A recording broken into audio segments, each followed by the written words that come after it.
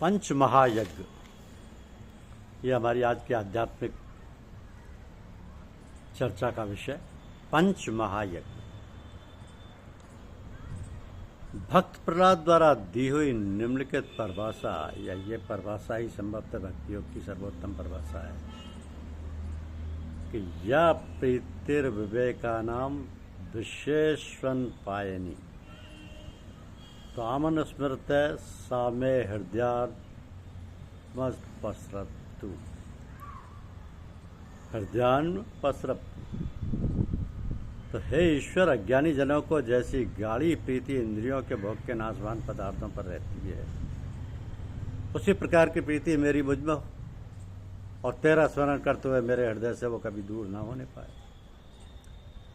हम देखते हैं कि वो लोग जो इंद्रिय भोग के पदार्थों से बढ़कर और किसी वस्तु को नहीं जानते, धन धान्य, कपड़े लत्ते, पुत्र कलत्र, बंधु बांधव तथा अन्यान्य सामग्रियों के प्रति कैसी दृढ़ प्रीति रखते हैं, इन वस्तुओं के प्रति उनकी कैसी घोर आसक्ति रहती है। इसलिए इस परिभाषा में भक्त ऋषिराज कहते हैं, वैसी ही प्रबल आसक्ति, वैसी ही दृढ़ संलग्नता मुझ में केवल तेरे प्रति रहे। ऐसी ही प्रीति जब ईश्वर के प्रति की जाती है तब वह भक्ति कहलाती है। तो भक्ति किसी वस्तु का संहार नहीं करती, वरन हमें यह सिखाती है कि हमें जो जो शक्तियां दी गई हैं उनमें से कोई भी निरर्थक नहीं है, बल्कि उन्हीं में से होकर हमारी मुक्ति का स्वाभाविक मार्ग है। अब भक्ति ना तो किसी वस्तु का निषेध करती है और ना वो हमें प्रकृति के विरुद्ध ही चलाती है। भक्ति तो केवल हमारी प्रकृति को ऊंचा उठाती है और उसे अधिक शक्तिशाली प्रेरणा देती है। इंद्रिय विषयों पर हमारी कैसी स्वाभाविक प्रीति हुआ करती है, ऐसी प्रीति किए बिना हम रह नहीं सकते, क्योंकि ये विषय, ये पदार्थ हमें बिल्कुल सत्य प्रतीत होते हैं। इनके बाद है विमोह या स्वतंत्रता। जो ईश्वर से प्रेम करना चाहता है उसे अपनी तमाम अभिलाषाओं का त्याग करना चाहिए। ईश्वर को छोड़ अन्य किसी बात की कामना नहीं करनी चाहिए। ये संसार परलोक के मार्ग में परमार्थ प्राप्ति में जहाँ तक सहायता देता है वहीं तक ठीक है। हमें उच्चतर पदार्थों की प्राप्ति में जहाँ तक इंद्रिय विषय सहायता देते हैं वहीं तक वे उचित हैं। पर हम ये भूल जाते हैं कि संसार साध्य तत्व की प्राप्ति के लिए एक साधन मात्र है, वो स्वयं इष्ट वस्तु या अंतिम ध्येय नहीं है। यदि ये संसार ही अंतिम ध्येय होता तो हम इस भौतिक शरीर में ही अमर रहते और कभी न मरते। और हम देखते हैं कि हमारे आसपास प्रतिक्षण कितने ही मनुष्य मर रहे हैं। तो इस पर भी हम मूर्खतावश यही समझते हैं कि हम कभी नहीं मरेंगे और इसी विश्वास से निश्चय कर बैठे हैं कि यह जीवन अंतिम लक्ष्य आदर्श है।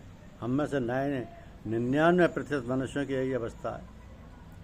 हमें इस भाव का एकदम त्याग कर देना चाहिए। हमें पूर्ण बनाने में जहाँ तक ये संसार सहायक हो सके वहीं तक वो ठीक है, पर जो ही हमें उससे ऐसी सहायता प्राप्त होना बंद हुआ त्यों ही वह अनर्थ निरानर्थ है।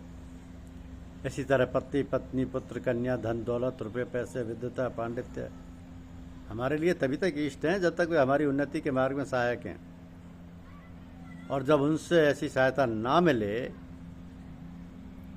तब वे केवल अनिष्ट कारक रह जाते हैं। तो यदि पत्नी परमात्मा की ओर जाने में हमारी सहायक हो तो वह सुपत्नी है। इसी तरह पति और संतति के बारे में भी जानो। यदि धन के द्वारा हम दूसरों की भलाई कर सकते हैं तब तो वो काम की चीज़ है, अन्यथा वो धन अनर्थ का घर है, और जितने शीघ्र उससे हम अपना पिंड छुड़ा सकें उतना ही अच्छा। तब 2 प्रांत अभ्यास। अब मन सदा परमात्मा की ओर जाए, अन्य किसी वस्तु को हमारे मन में प्रवेश करने का अधिकार ही नहीं। मन निरंतर ईश्वर का ही ध्यान करे। यद्यपि ये कठिन है, पर सतत अभ्यास से ऐसा हो सकता है। हम आज जो कुछ है वो हमारे पूरे अभ्यास का परिणाम है, और अब हम जैसा अभ्यास करेंगे वैसा ही भविष्य में बनेंगे। इसलिए आपसे हमें दूसरी तरह का अभ्यास करना चाहिए। एक प्रकार की प्रवृत्ति ने हमें सोला दिया है, दूसरी ओर मुंह खोल लो और जितनी जल्दी बने इस अवस्था के बाहर निकल जाओ। कि इंद्रियों का अर्थात इंद्रिय विषयों का ध्यान करते करते हम इस क्षणभंगुर जीवन में आगे रहें।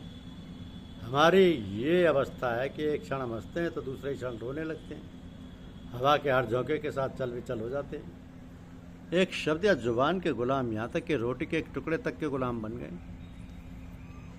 ये कितनी लज्जा की बात है। फिर भी हम अपने को आत्मा कहकर पुकारते हैं, पर इसका हमारे पास कोई अर्थ नहीं। हम संसार के गुलाम हैं और इंद्रियावलंबी विषयाभिलाषी होने के कारण ही हमने अपनी ऐसी अवस्था काट डाली है। अब दूसरी दिशाओं को जाओ, हमारा मार्ग ग्रहण करो, ईश्वर का ध्यान करो, परमात्मा का चिंतन करो। अपने मन में किसी भौतिक या मानसिक सुख भोग का विचार मत लाओ, केवल परमात्मा की ही ओर अपने मन के लगाओ। जब मन किसी अन्य बात का विचार करने लगे तो ऐसे जोर जोर से घूसा जमाओ कि मन वहाँ से लौट पड़े और ईश्वर चिंतन में प्रवृत्त हो जाए। जैसे तेल एक पात्र से दूसरे पात्र में डालते समय विच्छिन्न धारा में गिरता है, जैसे दूर होता घंटा नाद कानों में एक लगातार धारा प्रवाह के रूप में आता है, उसी प्रकार मन भी एक अविच्छिन्न लगातार धारा प्रवाह में ईश्वर की ओर निरंतर दौड़ा करे।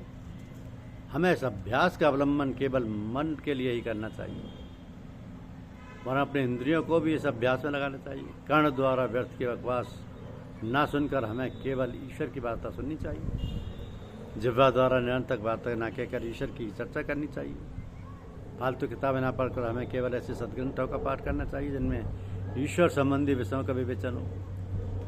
तो ईश स्मरण का ये अभ्यास बनाए रखने के लिए हमें सबसे बढ़कर सहायता संभव गायन या संगीत द्वारा ही मिल सकती है। भक्ति के महान आचार्य नारद से भगवान कहते हैं, हे नारद, ना मैं वैकुंठ में रहता हूँ, ना योगियों के हृदय में ही। मैं तो वही रहता हूँ जब भक्तगण मेरी स्तुति का गान करते हैं। तो मानव हृदय पर संगीत का इतना प्रबल प्रभाव पड़ता है कि वह क्षण भर में चित्त की एकाग्रता ला देता है। आप देखेंगे कि जड़, अज्ञानी, नीच और पशुवृत्ति वाले मनुष्य जो अपने मन को क्षण भर के लिए भी स्थिर नहीं कर सकते, वे भी मनोहर संगीत का श्रवण करते ही तत्क्षण मुग्ध हो जाते हैं। सिंह, श्वान, मार्जा, सर्प आदि पशुओं को भी मन संगीत द्वारा मोहित हो जाते हैं। तत्पश्चात क्रिया, दूसरों की भलाई करना, ईश्वर का स्मरण स्वार्थी मनुष्य को नहीं रहता। हम जितना ही अपने से बाहर दृष्टि डालेंगे, जितना ही दूसरों का उपकार करेंगे, उतना ही हमारे हृदय की शुद्धि होगी और उसमें परमात्मा का निवास होगा। हमारे शास्त्रों में 5 क्रियाओं का उल्लेख है जिन्हें पंचविधि पूजा या पंच महायज्ञ कहते हैं। प्रथम है स्वाध्याय, मनुष्य को प्रतिदिन कुछ पवित्र और शुभ अध्ययन करना चाहिए। दूसरा है देव यज्ञ, यानी ईश्वर, देवता या साधु संतों की उपासना। तीसरा है पितृयज्ञ, अपने पितरों के प्रति कर्तव्य। चौथा है मनुष्य यज्ञ, अर्थात मानव जाति के प्रति हमारा कर्तव्य। जब तक दीन या गृहहीन निराश्रितों के लिए घर न बनवा दें, तब तक मनुष्य को स्वयं के घर में रहने का कोई अधिकार नहीं है। गृहस्थ का घर प्रत्येक दीन और दुखी के लिए सदा खुला रहना चाहिए, तभी वह सच्चा गृहस्थ है। यदि कोई गृहस्थ यह समझता है कि मैं और मेरी पत्नी, ये 2 ही व्यक्ति संसार में और केवल अपने और अपनी पत्नी के भोग के लिए ही वो घर बनाता है, तो वह ईश्वर का प्रेमी कदापि नहीं हो सकता। यह उसका अत्यंत स्वार्थी कार्य है। केवल अपनी उदर पूर्ति के लिए भोजन पकाने का किसी मनुष्य को अधिकार नहीं है। दूसरों को खिलाने के बाद जो बच रहा है उसी को खाना चाहिए। जो मनुष्य बिना दिए खाता है और ऐसा खाने में सुख मानता है, वो तो पाप का भागी होता है। 5वीं क्रिया भूत यज्ञ, या मनुष्य की अपेक्षा नीची योनि वाले प्राणियों के प्रति हमारा कर्तव्य है।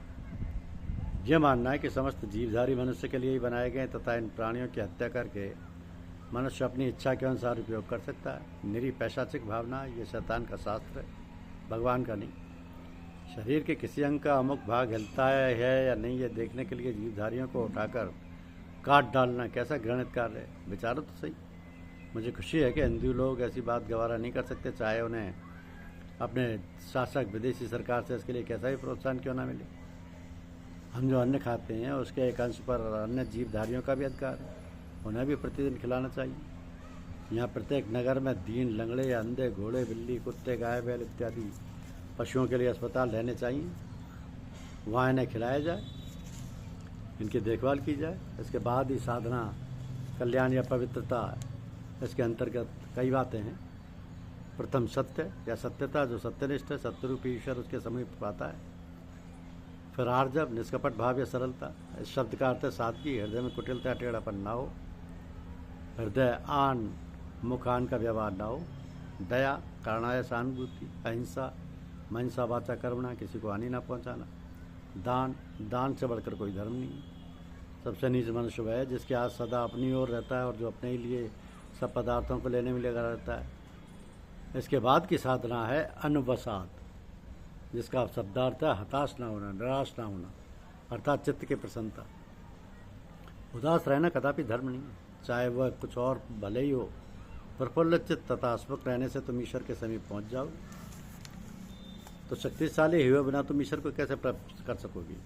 और साथ ही अतिशय हर्ष अर्थात हर्षोद्रेक से भी बचते रहो। अत्यंत हर्ष की अवस्था में भी मन शांत नहीं रह पाता, मन में चंचलता आ जाती है। अति हर्ष के बाद सदा सुख ही आता है।